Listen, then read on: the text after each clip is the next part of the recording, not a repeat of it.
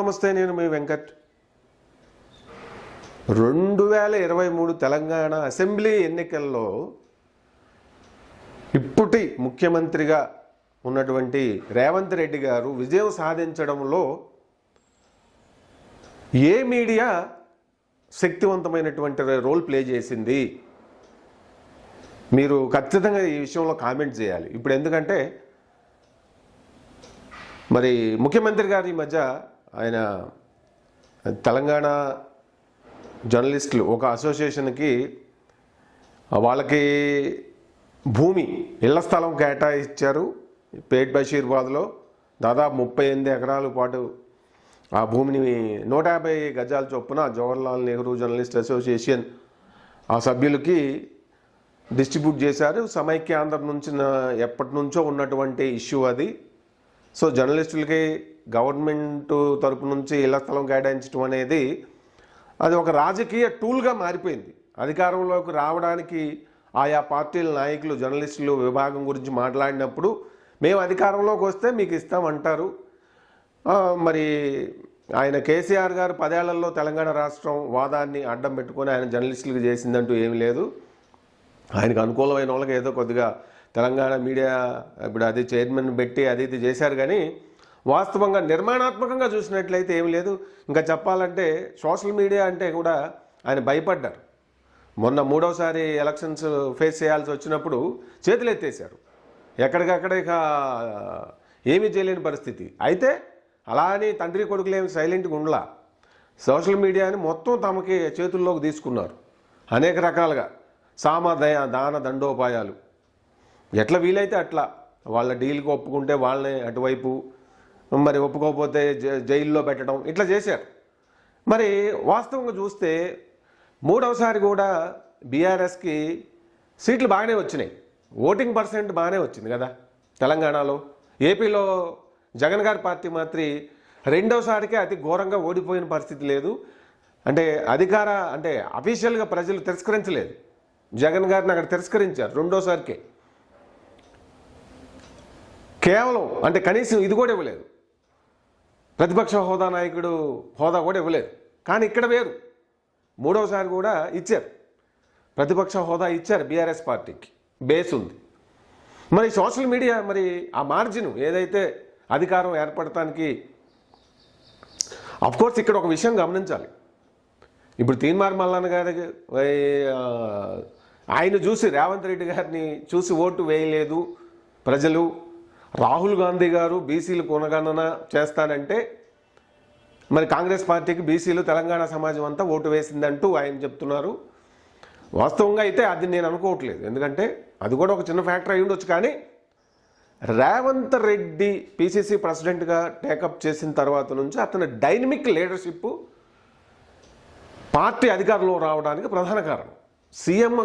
CM candidate ఆయనే ముఖ్యమంత్రి అవుతుడు, ఆయన అవ్వాలి అని తెలంగాణ సమాజం ఎవరైతే బీఆర్ఎస్ పార్టీని వ్యతిరేకించారో వాళ్ళంతా కూడా ఈయన ప్రెసిడెంట్గా, అంతకుముందు ఉన్న వాళ్ళు ఎవరు కూడా కాంగ్రెస్ పార్టీ పగ్గాలు చేపట్టి చేసిన వాళ్ళు, మేము సీఎం అవుతామని ఇది చేసిన వాళ్ళు ఎవరిని కూడా తెలంగాణ సమాజం పూర్తి స్థాయిలో విశ్వసించలేదు.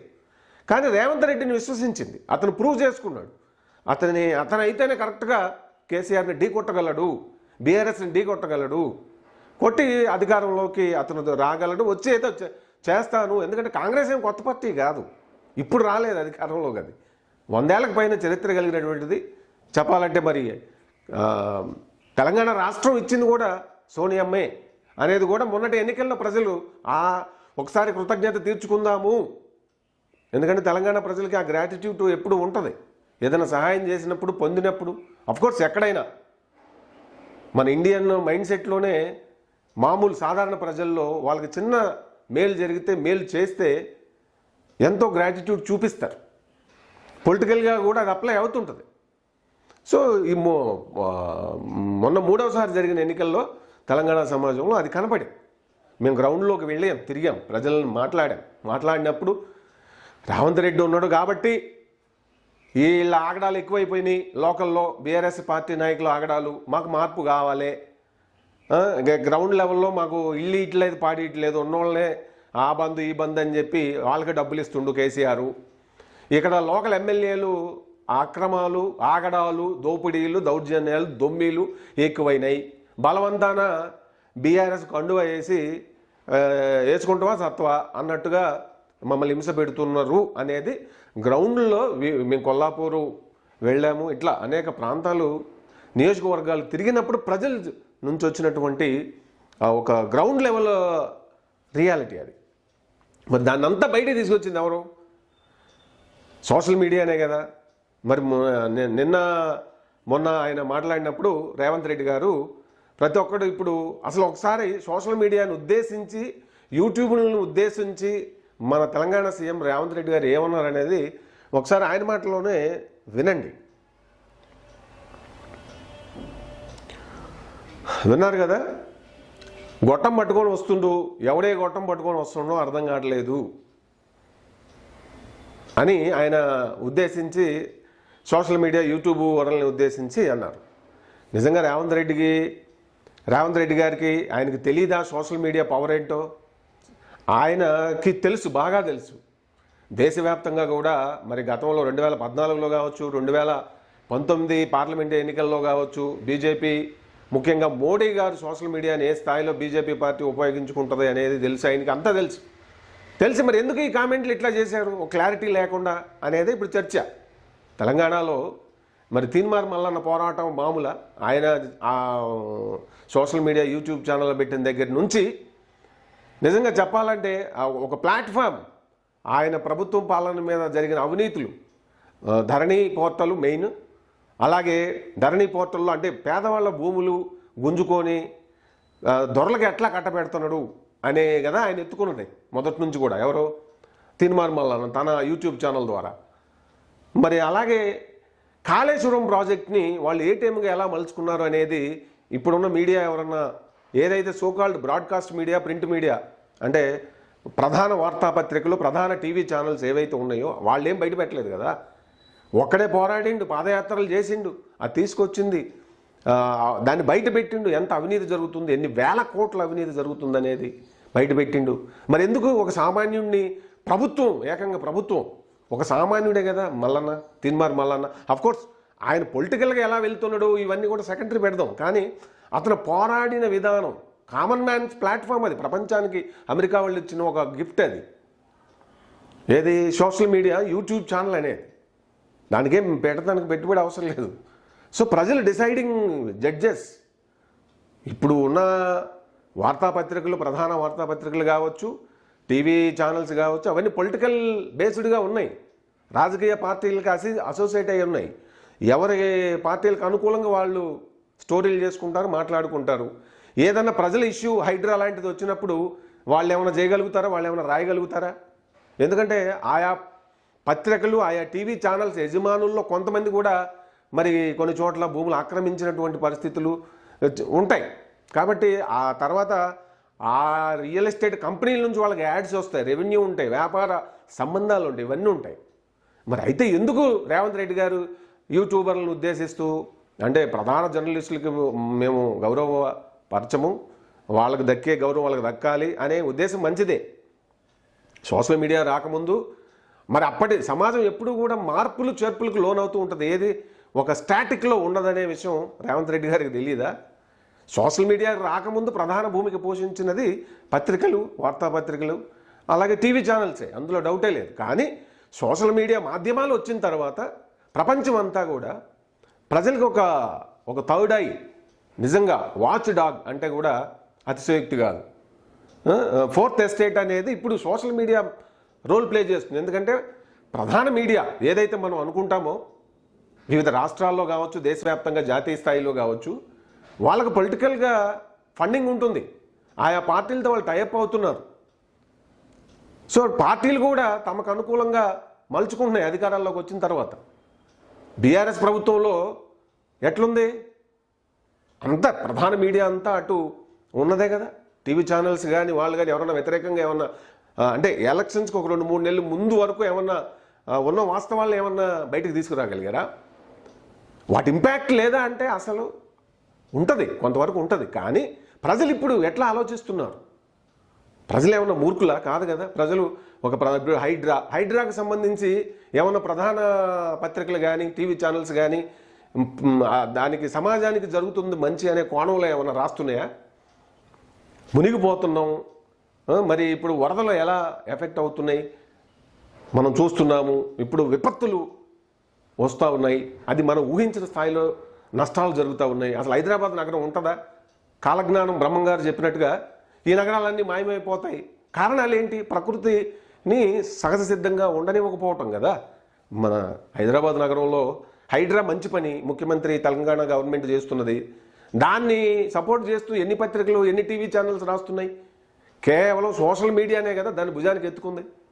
ముఖ్యంగా మన తొలగి వెలుగు రఘు దానికి సంబంధించి ఎంతో యాక్టివ్గా ఆయన హైడ్రాకి సంబంధించి ఇక్కడ ఇది ఉంది, ఇన్ని చెరువులు కబ్జాకు గురైనవి, ఓపెన్గా కూడా 50 చెరువులు మరి బీఆర్ఎస్ ప్రభుత్వంలో కబ్జాలకు గురైపోయినాయి అని చెప్పి ఆయన చెప్పిండా లేదా? మరి ఒక సోషల్ మీడియా యూట్యూబర్ అది ఏమీ లేదు ఇంపాక్ట్ అని అనుకుంటే మరి బీఆర్ఎస్ ప్రభుత్వంలో తీన్మార్ మల్లన్ని అరెస్ట్ చేసి జైల్లో పెట్టారు. అలాగే రఘువును కూడా కిడ్నాప్ చేసి పెట్టారా లేదా? ఎందుకు చేశారు? ఈ మధ్య రైతుల రుణమాఫీకి సంబంధించి ఒక ఛానల్ వాళ్ళు అంటే కాంగ్రెస్ వాళ్ళు ఆరోపిస్తున్నది ఏంటి? కేటీఆర్ స్పాన్సర్డ్ ఛానల్స్ కొన్ని ఉన్నాయి, ఒక 20-30 ఛానల్స్ ఉన్నాయి. వాళ్ళు ఏంటంటే సోషల్ మీడియా పవర్ కేటీఆర్కి కూడా తెలుసు. ఆయన ఎట్లాగో ఫీల్డ్లోకి వెళ్ళి పాదయాత్రలు చేసో ఇంకొక రకంగా ప్రజల యొక్క అభిమానాన్ని చూరగొని ఉద్యమాలు చేసే రకం కాదు. అంత పేపర్ వర్క్ అనమాట. అంతా CEO తరహా. అంతా ఇక్కడ ఉండి మాట్లాడటం, మంచిగా ఇంగ్లీషు భాష బాగా వచ్చు కాబట్టి మరి అదే ఒక టూల్ ఆయనకి. అట్లా ఆయన ప్రజల్లోకి వెళ్ళి ఒక మాస్ లీడర్ కాదు, అంత శక్తి కూడా ఆయనకు ఉన్నట్టు మనకు అనిపించదు. సో కాబట్టి సోషల్ మీడియా పవర్ తెలుసు ఆయనకి బాగా తెలుసు. కాబట్టి ఒక 20-30 ఛానల్ వాళ్ళని జర్నలిజంలో అనుభవం ఉన్న వాళ్ళని పెట్టుకొని మెల్లగా కాంగ్రెస్ ప్రభుత్వం మీద బురద జల్లే ప్రయత్నాలు చేస్తున్నారు. అంటే ఇదేంటి? సోషల్ మీడియా అనేది ఒక ప్లాట్ఫాము, దాన్ని ఎవరికి అనుకూలంగా వాళ్ళు వాడుకుంటున్నారు. ఇక్కడ మనం గమనించాల్సిన విషయం, ఇప్పుడు ప్రధాన పత్రికల్లో టీవీ ఛానల్స్లో పనిచేసే వాళ్ళు ఎవరో కూడా వాళ్ళకి సమాజానికి ఏదైనా చెయ్యాలి, ఏదైనా రాయగలిగే శక్తి ఉంటుంది ఖచ్చితంగా. అయితే అక్కడ మేనేజ్మెంట్ టర్మ్స్ అండ్ కండిషన్స్ ఉంటాయి. వాళ్ళు జస్ట్ నెలవారీ జీతాలు తీసుకునే ఉద్యోగులు, వాళ్ళకేమీ వర్క్ ఫ్రీడమ్ ఉండదు. ఇప్పుడున్న పత్రికలు కావచ్చు, వార్తాపత్రికలు, న్యూస్ పేపర్స్, డైలీస్, అది ఈనాడు అయినా కావచ్చు, ఆంధ్రజ్యోతి కావచ్చు, ఇక పొలిటికల్ పార్టీలు నడిపి ముఖ్యమంత్రులైనటువంటి నమస్తే తెలంగాణ కేసీఆర్ లాంటి వాళ్ళది కావచ్చు, అలాగే అక్కడ ఏపీలో జగన్ గారిది మరి సాక్షి పత్రిక, సాక్షి టీవీలు కావచ్చు, అందులో పనిచేసే ఉద్యోగులకి ఫ్రీడమ్ ఉండదు. వాళ్ళు ఏదో సమాజానికి చేద్దాము, ఇప్పుడు హైడ్రా గురించి వాళ్ళు రాయాలి అనుకుంటే నమస్తే తెలంగాణలో ఏం రాస్తారు? సపోర్టుగా రాస్తారా? ఎందుకు రాస్తారు? అది ఒక మాజీ ముఖ్యమంత్రిది. మళ్ళీ వాళ్ళు అధికారంలోకి రావాలనుకుంటారు, అదొక మంచి కార్యక్రమము. దానివల్ల ఎందుకంటే అసలు తీగలాగితే దొంగంతా కదులుద్ది అన్నట్టు దాన్ని కదిపిస్తే వాళ్ళ పార్టీల వాళ్ళే 10 ఏళ్లలో దోచుకున్న చెరువులు, కబ్జాలు చేసిన ప్రభుత్వ స్థలాలు, పార్కులు, భూములు, ఇవన్నీ ఇనాం భూములు ఇవన్నీ బయటపడతాయి కదా. కాబట్టి వాళ్ళు ఎందుకు సపోర్ట్ చేస్తారు? చేస్తే ఇది అధికారంలో ఉన్న కాంగ్రెస్కి కూడా ప్లస్ అవుతుంది కాబట్టి అసలు చేయరు. లేనిపోని ఇంకా కల్పించి వ్యతిరేకంగా వాళ్ళ లొసుగులు ఎక్కడ బయటపడతాయో అని చెప్పి వాళ్ళు దాన్ని వ్యతిరేకించే పని మీదే ఉంటారు కదా. సో ఇప్పుడు ప్రజలకి ప్రజాస్వామ్యంలో ముఖ్యమైన భూమిక పోషిస్తున్నది కూడా ఎవరయ్యా అంటే వార్తాపత్రికలు, టీవీ ఛానల్స్, రాజకీయ పార్టీలతో అసోసియేట్ అయి ఉన్న పత్రికలు, ఛానల్స్ కానే కాదు. స్వతంత్ర మీడియా, ఇండిపెండెంట్ మీడియా ఇది. సోషల్ మీడియా అనేది సామాన్యుడి స్వరం. అయితే ఇప్పుడు జర్నలిజం నేపథ్యం నుంచి వచ్చిన మాలాంటి వాళ్ళు ప్రజెంట్ చేసే విధానం వేరుగా ఉంటుంది. ఇప్పుడు కేటీఆర్ కావచ్చు, ఆయనకు అవసరం ఉంది, వాళ్ళకి ఎంప్లాయీస్ అలాగా అయిపోతారు. వాళ్ళు మంచి సబ్జెక్ట్ ఉండొచ్చు, ప్రజెంట్ చేయగలిగే సామర్థ్యం ఉంటుంది. కానీ once they hide for any political leader, what they have to do? They must present their ideology. ఎందుకంటే వీళ్ళు సర్వైవ్ అవ్వాలి. అందరూ భగత్ సింగ్లు కాలేరు, అందరూ సుభాష్ చంద్రబోస్లు కాలేరు కదా. కాబట్టి ఎవరి అవసరాలు వాళ్ళకు ఉంటాయి, ఎవరి స్టాండ్లు వాళ్ళకు ఉంటుంది. సో ఓవరాల్గా ప్రజలు డిసైడ్ చేస్తారు. ఈరోజు సోషల్ మీడియాని నమ్ముతున్నారా నమ్మట్లేదా అనేది ప్రజలు కదా డిసైడ్ చేసేది. నమ్మకపోతే మరి తీన్మార్ మల్లన్న లైవ్లు పెట్టినప్పుడు, ఇప్పుడు ఎమ్మెల్సీ అవ్వకముందు కాదు, ఇప్పుడు కూడా వస్తూనే ఉన్నారు, మరి 15,000 20,000 మంది లైవ్లలోకి ఎందుకు వచ్చారు? ఒట్టిగా సరదాగా వచ్చారు, ఏమైనా డబ్బులు ఇచ్చి ఆయన లైవ్లు పెట్టించుకున్నాడా? కాదు కదా. అతను చేస్తున్న పని అది ప్రజలకి కనెక్ట్ అయింది, అందులో కొంత నిజాయితీ ఉంది అని ప్రజలు విశ్వసించారు కాబట్టే అది జరిగింది కదా. అట్లా ఎవరైనా కావచ్చు, జాతీయ స్థాయిలో మరి పెద్ద పెద్ద ఛానల్స్, నేషనల్ ఛానల్స్లో పనిచేసిన వాళ్ళు ఆ మేనేజ్మెంట్కి ఐడియాలజీ పడక వాళ్ళు బయటకు వచ్చి మరి పెట్టుకుంటున్నారు కదా. అవి ప్రజలు మరి జాతీయ స్థాయిలో ఒపీనియన్ బిల్డ్ చేస్తున్నాయి. ప్రజాస్వామ్యాన్ని ఈరోజు కాపాడుతున్నది నిజంగా ఎవరు అంటే సోషల్ మీడియా అంటాను నేనైతే. 1 నుంచి 20 సార్లు చూసినా కూడా సోషల్ మీడియానే. మిగిలిన ప్రధాన మీడియా ఏదైతే బ్రాడ్కాస్ట్ మీడియా, టీవీ ఛానల్స్ ఉన్నాయో జాతీయ స్థాయిలో, ఇక్కడ రాష్ట్రాల స్థాయిలో, వాళ్ళ వ్యాపార రాజకీయ ప్రయోజనాలు దృష్టిలో పెట్టుకొని వాళ్ళు వెళ్తున్నారు. సో అందులో పనిచేసే జర్నలిస్టులు, ఎంప్లాయీస్ శాలరీ, జీతభత్యాల మీద ఆధారపడి చేసే ఉద్యోగులు, వాళ్ళకి ఫ్రీడమ్ ఆఫ్ ఎక్స్ప్రెషన్ అనేది, ఒపీనియన్ ఎక్స్ప్రెషన్ చేసి వాళ్ళ ఇష్టం వచ్చినట్టు రాయడానికి అవకాశం ఉండదు. కాబట్టి వాళ్ళని కూడా మనం ఏం అనలేం. వాళ్ళు రాయగలరు, మార్చగలరు, వ్యవస్థలను మార్చగల దమ్ము ఉంటుంది వాళ్ళ దగ్గర, ఖచ్చితంగా ఉంటుంది. ఆ ఆలోచన ఉంటుంది, ఆ దూరదృష్టి ఉంటుంది, ఆ అనుభవం ఉంటుంది. కానీ ఎందుకు వ్యతిరేకంగా రాస్తే తీసి పడేస్తారు, ఉద్యోగం పోద్ది, కుటుంబాన్ని మళ్ళీ రోడ్డును పడుతుంది. కాబట్టి ఆ భయం ఉంటుంది. సో ఈ రోజున మరి ఈ రుణమాఫీ ఏదో సరిగా జరగలేదు. ఈ కేటీఆర్ స్పాన్సర్డ్ ఛానల్ ఒకటి వాళ్ళ ఊరు వెళ్ళి, ఏది ఇప్పుడు రేవంత్ రెడ్డి గారు సొంత ఊరు వెళ్ళి అక్కడ ఎట్లా జరిగింది అని సర్వేలు చేసే ప్రయత్నంలో భాగంగా అక్కడ కాంగ్రెస్ కార్యకర్తలు వీళ్ళని పట్టుకొని వీళ్ళ మీద అది వాళ్ళని మీరు చేస్తున్న తప్పు, మీరు ఇక్కడ ఎందుకు వస్తున్నారని వాళ్ళు వ్యతిరేకించినప్పుడు జరిగినటువంటి గలాటాలో మరి మహిళా జర్నలిస్ట్ పైన ఇది జరిగింది దాడి అని అప్పుడు చేసి కేటీఆర్ గారు కూడా హడావుడి చేశారు. అది ఎట్లయితుంది? మీ సొంత ఛానల్లో, మీరు స్పాన్సర్ చేసిన ఛానల్లో మీ ఎంప్లాయీస్ మీద జరిగిన దాడి అది. వాళ్ళు ఏం సమాజం కోసం చేస్తున్న వాళ్ళు కాదు. ఇక్కడ ఇన్ని రకాలు ఉంటాయి, జర్నలిస్టులు ఉంటారు. ఇప్పుడు ఒక వస్తువు ఉంటుంది, దాన్ని ఎవరు ఎట్లా వాడుకుంటున్నారు అనేది ఉంటుంది, మంచి చెడు. సో ఇట్లా స్వతంత్రంగా చేసే ఇండిపెండెంట్ మీడియా అనేది, ఇండిపెండెంట్ మీడియా ఇప్పుడు ఇది సోషల్ మీడియా అనేది. సో దీని ద్వారానే ఒక ఒపీనియన్ బిల్డ్ అవుతూ ఉంది. మోడీ గారు మరి 3వసారి వాళ్ళు ఊహించినంత మెజారిటీ రాకపోయినా ఇండియా కూటమి అనేది కొంత పుంజుకోవటం వెనక కానీ, మరి ఇక్కడ తెలంగాణలో బొటాబొటీ మెజార్టీతో ఆయన నాయకత్వంలో లీడర్గా is dynamic, no doubt at all. ఎవరో రేవంత్ రెడ్డి గారు, ఇట్స్ మై పర్సనల్ ఒపీనియన్. అధికారంలో రావడానికి ఖచ్చితంగా మరి ఆయనకి తోడ్పడింది సోషల్ మీడియానే. సోషల్ మీడియా లేకుండా ఉంటే మరి బరిలెక్క ఇష్యూయే తీసుకుందాం. ఒక రకంగా అన్ఎంప్లాయ్మెంట్ అనేది బరిలెక్క ఆమె పోటీ చేసిన తర్వాత సోషల్ మీడియా అంతా వెళ్ళి అక్కడ బరిలెక్కని ఒక రిప్రజెంట్గా నిలబెట్టి ఆమెతో ప్రచారం చేయించి ఆ ఇష్యూ ప్రపంచవ్యాప్తమైంది. ఇంతింతాయి ఒట్టుడింతాయి అన్నట్టుగా అసలు బీఆర్ఎస్ ప్రభుత్వంలో నిరుద్యోగులకి రక్షణ లేదు, నిరుద్యోగుల గురించి వాళ్ళు పట్టించుకోవట్లేదు, నిరుద్యోగులు అంటే వాళ్ళకి శత్రువులు, తీవ్రవాదులుగా చూస్తున్నారు అనేటువంటి ఒక భావన బిల్డ్ అయింది. అది దేని ద్వారా బిల్డ్ అయింది? అదేమైంది ఫైనల్గా?